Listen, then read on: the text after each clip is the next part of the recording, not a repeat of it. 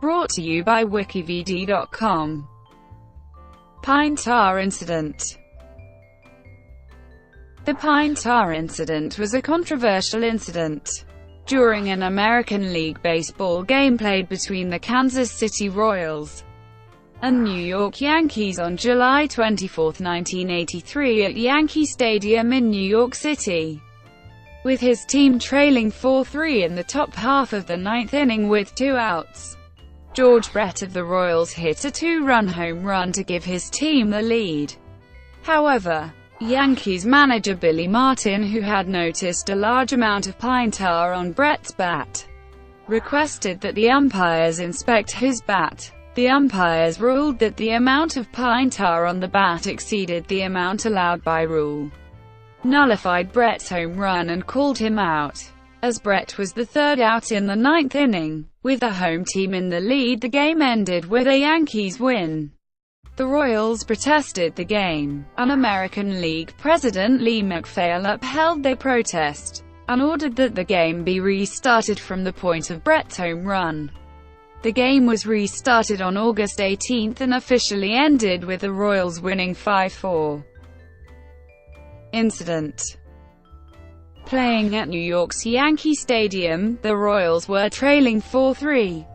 With 2 outs in the top of the 9th and UL Washington on first base, George Brett came to the plate and connected off Yankee reliever Rich Goose Gossage for a 2-run home run and a 5-4 lead.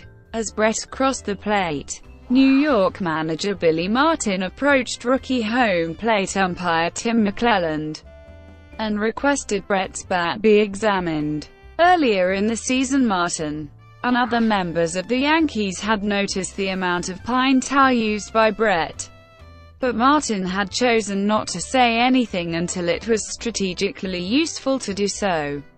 Yankees third baseman Greg Nettles recalled a similar incident involving Thurman Munson in a game against the Minnesota Twins.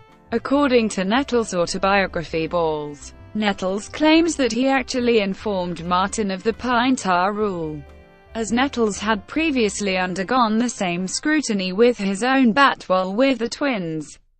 With Brett watching from the dugout, McClelland and the rest of the umpiring crew inspected the bat. Measuring the bat against the width of home plate, they determined that the amount of pine tar on the bat's handle exceeded that allowed by Rule 1.10 of the Major League Baseball rulebook, which read that a bat may not be covered by such a substance more than 18 inches from the tip of the handle. They ultimately determined that since Brett's bat did not conform to the rules, he was out for hitting an illegally batted ball. McClelland searched for Brett in the visitors' dugout, pointed at him with a bat and signaled that he was out, nullifying his home run and ending the game. An enraged Brett stormed out of the dugout to confront McClelland and had to be physically restrained by Kansas City manager Dick Howser and his teammates. Despite the furious protests of Brett and Howser, McClelland's ruling stood, due to fear that the bat would be taken to the American League office for inspection. Brett's teammate Gaylord Perry took the bat from the bat boy who had been given the bat for safekeeping, passed the bat to teammate Leon Roberts, who then ran into the clubhouse and hid the bat among the other bats. Protest and reversal. The Royals protested the game, and their protest was officially heard by American League President Lee MacPhail. At the time, MLB Rule 1.10 stated, the bat handle for not more than 18 inches from the end may be covered or treated with any material or substance to improve the grip. Any such material or substance which extends past the 18-inch limitation shall cause the bat to be removed from the game. At the time, such a hit was defined in the rules as an illegally batted ball, and the penalty for hitting an illegally batted ball was that the batter was to be declared out under the explicit terms of the then existing provisions of Rule 6.06. However, MacPhail upheld the Royals' protest.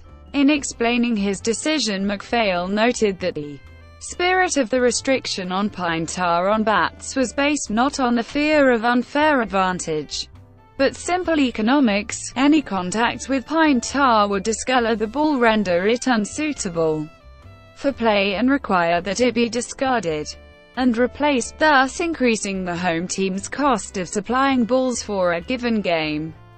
MacPhail ruled that Brett had not violated the spirit of the rules nor deliberately altered the bat to improve the distance factor. MacPhail's ruling followed precedent, established after a protest in 1975 of the September 7 game played between the Royals and the California Angels. In that game, the umpire crew had declined to negate one of John Mayberry's home runs for excessive pine tar use.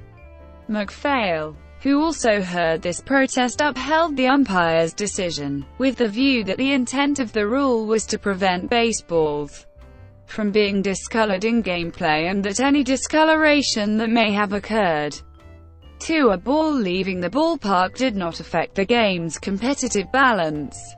MacPhail thus restored Brett's home run and ordered the game resumed, with 2 outs in the top of the 9th inning with the Royals leading 5-4. Although MacPhail ruled that Brett's home run counted, he retroactively ejected Brett for his outburst against McClelland. Hauser and coach Rocky Colavito were also ejected for arguing with the umpires, and Perry was ejected for giving the bat to the bat boy so he could hide it in the clubhouse. Strategic maneuvering. The Yankees resisted the resumption of the game and waited until near the end of the season to agree to it, to see if the game would have an effect on the standings or should be forfeited. After ordering the resumption of gameplay, MacPhail and other league officials held a strategy session to anticipate tricks the Yankees might use to prevent the game from continuing. Legal battle. For the resumption of the game, the Yankees announced that they would charge non-season ticket holders a $2.50 admission fee to attend. 2 lawsuits were filed against the Yankees, and Bronx Supreme Court Justice Oris Maresca issued an injunction also requested by the Yankees, preventing the game from being resumed until the lawsuits were litigated. Maresca also cited the Yankees' expressed concerns about security problems resulting from confusion over admission to the game. That injunction was immediately appealed by the American League and was overturned by Supreme Court Appellate Division Justice Joseph Sullivan. The Royals, who were in flight during that day's legal battles, did not know that the game would be played until they arrived at Newark Airport. The Yankees finally agreed to allow admission for the game's conclusion to anybody with a ticket stub from the July 24 game at no additional charge. Resumption of play. On August 18, the game was resumed from the point of Brett's home run, with about 1,200 fans in attendance. On paper, the scoring of the incident reads as follows: a home run for Brett. On the play, Brett, Gaylord Perry, Rocky Colavito and manager Dick Hauser were ejected. Game suspended. With 2 outs in the top of the 9th. Brett himself did not attend the game, and after the team landed in New Jersey, he departed directly for Baltimore, where the Royals were scheduled to play a 4-game series, although other sources indicate Brett stayed at the Newark airport playing Hearts. A still furious Martin symbolically protested the continuation of the game by putting pitcher Ron Guidry in center field and first baseman Don Mattingly at second base. Mattingly was ostensibly placed at second because the second baseman from the July 24 game, Bert Campinras, was injured, and Guidry replaced original center fielder Jerry Mumphrey, who had since been traded to the Houston Astros. By keeping Mattingly and Guidry in the game and filling in at needed positions, Martin was able to avoid wasting a possible pinch hitter or runner. Mattingly, a lefty, became a rare Major League southpaw second baseman. No left-hander had played second base or shortstop in a big league game since Cleveland Indians left-handed pitcher Sam McDowell was switched from pitcher to second base for one batter in a game in 1970 against the Washington Senators. Base-touching affidavit. Before the first pitch to Hal McRae, pitcher George Frazier threw the first ball to first base to challenge Brett's home run on the grounds that Brett had not touched first. Umpire Tim Welk called safe even though he had not officiated the July 24 game and seen the base touch. Frazier then threw to second, claiming that the base was touched by neither Brett nor UL Washington, the other player scoring on the home run. But umpire Dave Phillips signaled safe. Billy Martin went on the field to protest, and Phillips pulled out a notarized affidavit produced by MacPhail's administrative assistant Bob Fischel, signed by all four umpires, from July 24, indicating that Brett had touched every base. Fischel had been the official to anticipate, or gain word, that Martin would protest the base touching, and the umpire's personal knowledge of it. Martin claimed to be surprised by the affidavit, because he had spoken by telephone to the first base umpire from July 24 through Coble, and Coble had said that he wasn't looking at first base when Brett had circled first base. As he exited, the umpires announced that the game was being played under protest by the Yankees. After leaving the field, Martin sat in the players' clubhouse watching the television police comedy Barney Miller. Resumed gameplay. Yankees reliever George Frazier struck McRae out to end the top of the ninth, 25 days after it had begun. Dan Quisenberry then got New York out 1-2-3 in the bottom of the ninth to preserve the Royals' 5-4 win. The loss placed the Yankees in fifth place, 3.5 games out of first.